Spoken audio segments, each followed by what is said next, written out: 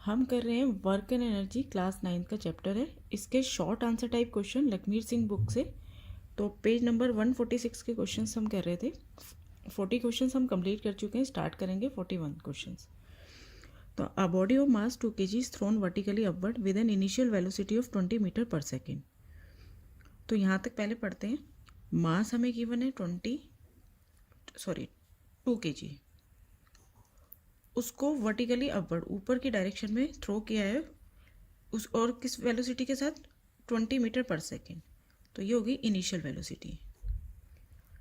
ठीक है, देखिए जब भी हम किसी भी चीज़ को अपवर्ड डायरेक्शन में थ्रो करते हैं तो यहाँ पर हम जी की वैल्यू को नेगेटिव लेते हैं। ये अगेंस्ट ग्रेविटी जा रहा है ना, तो इसलिए हम जी की वैल्यू माइनस में लेते हैं। ठीक है, acceleration due to gravity. What will be its potential energy at the end of 2 second. Time हमें 2 सेकेंड गिवन है। हमसे पूछा है कि 2 सेकेंड बाद उस ऑब्जेक्ट में, उस मास, उस बॉडी में उस बॉडी का पोटेंशियल एनर्जी क्या होगी, ये हमसे पूछा है। यानी हमें पोटेंशियल एनर्जी कैलकुलेट करनी है। 2 सेकेंड बाद जितनी हाइट पर वो पहुंचेगा, उस हाइट पर उसमें कितनी पोटेंशियल एनर्जी आ जाएगी। तो पोटेंशियल एनर्जी डिपेंड करती है मास, जी, एक्सेलरेशन ड्यू टू ग्रेविटी और हाइट पर। मास है हमारे पास, जी है, कितनी हाइट पर पहुंचेगी ये नहीं पता, तो हमें एच निकालना है। ठीक है, तो इस इंफॉर्मेशन से पहले हम एच फाइंड करेंगे यू, जी और टी से। ठीक है, कि 2 सेकेंड बाद वो ऑब्जेक्ट कितनी हाइट पर चला जाएगा। ठीक है, तो एच क्या होता है हमारे पास, h is equal to u t plus half g t square. ठीक है, तो h is equal to u हमारे पास 20 है, टाइम 2 है, हाफ जी की वैल्यू हम लिखेंगे -10 और टाइम 2 2 2 जा 4 हो जाएगा। टी स्क्वायर है तो यहाँ पे लिखा हमने 4।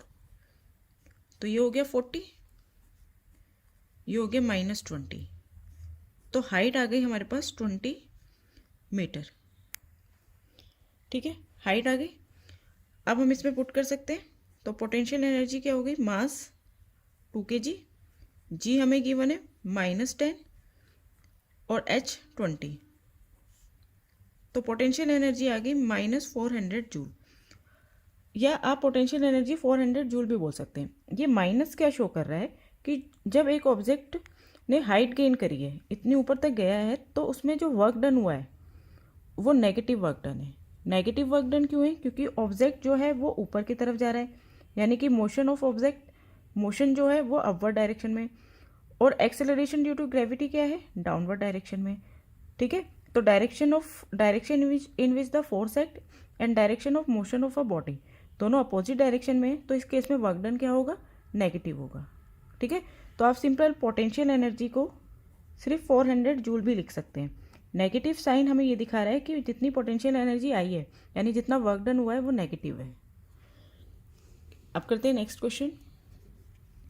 How much work is done when a force of 1 newton moves the body through a distance of 1 metre in its own direction. तो देखिए वर्क डन पूछा है जब फोर्स लग रही है 1 न्यूटन और ऑब्जेक्ट में डिस्प्लेसमेंट भी 1 मीटर का ही हो रहा है उसी डायरेक्शन में। तो वर्क डन क्या होता है, force multiply distance covered bye a body. तो फोर्स लग रही है 1 न्यूटन, डिस्टेंस कवर्ड कर रहा है ऑब्जेक्ट 1 मीटर, तो वर्क डन कितना हो गया, 1 joule. Next question, a car is being driven by a force of 2.5 into 10⁻10 newton. ये हो गई force.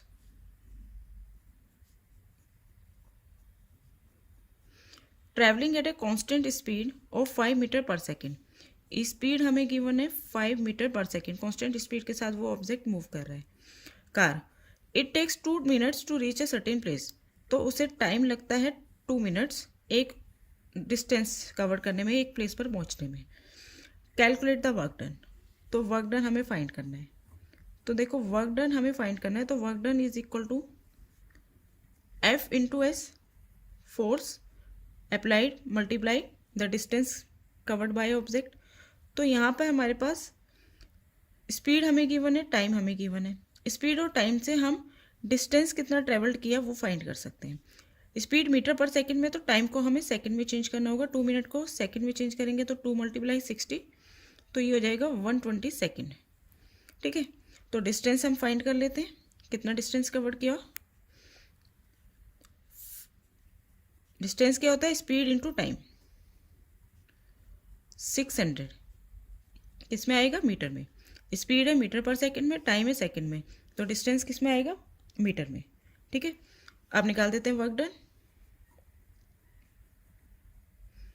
Work done is equal to force रखो 2.5 × 10⁻10, और डिस्टेंस आया है 600 मीटर, तो 600 को 6 × 10⁻2 लिख दो। ठीक है, अब 2.5 की और 6 की मल्टीप्लाई करी, 25 6 या 150, एक डिजिट बाद डेसिमल, 10⁻10 और 10⁻2 मल्टीप्लाई में तो पावर ऐड हो गई, 12 बन गई। ठीक है, अब इसे और स्टैंडर्ड फॉर्म में लिखोगे तो क्या आ जाएगा, 1.5, इस डेसिमल को यहाँ लगे तो एक 10 आ गया, इस 10 को इसमें ऐड कर दिया 10⁻12 में, तो ये हो गया 10⁻13। ठीक है, joule. Next question, explain by an example that a body में possess energy even when it is not in motion. हमें एक ऐसा एग्जाम्पल लिखना है जिसमें एक बॉडी में एनर्जी है, एक बॉडी एनर्जी possess करती है जब वह मोशन में नहीं है उसके बाद भी। तो आप लिख सकते हैं इसका example, the water in a tank on the roof of a building. एक बिल्डिंग के रूफ पर जो टैंक है उसमें जो वाटर है, ये एक एग्जाम्पल है जिसमें एनर्जी है लेकिन वो मोशन में नहीं है। कौन सी एनर्जी है उसमें, potential energy, due to its higher position from the ground. Next question, on what factors does the gravitational potential energy of a body depend.